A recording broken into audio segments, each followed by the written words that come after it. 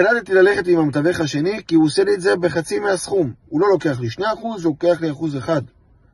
אז קודם כל, יש פה איזושהי בעייתיות מבחינת השיתוף פעולה, וההבנה למה הדבר הזה הוא לא נכון, ולמה זה פוגע בך כמוכר. אבל דבר מאוד משמעותי שאנחנו הרבה פעמים לא שמים אליו לב.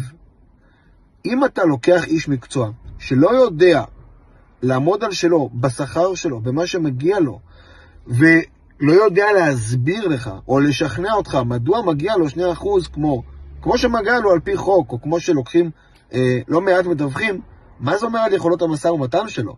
האם אתה רוצה להפקיד את הנכס שלך? האם אתה רוצה להפקיד את המשא ומתן שלך? האם אתה רוצה לתת את זה בידיים של אדם שלא יודע לעשות משא ומתן? של אדם שלא יודע לעמוד על שלו ולהסביר למה ומדוע מגיע לו מה שמגיע לו? אתה רוצה מישהו פרווה או שאתה רוצה פייטר? אתה רוצה מישהו פרווה? תן לו 1%. אתה רוצה מישהו פייטר? תן לו 2%.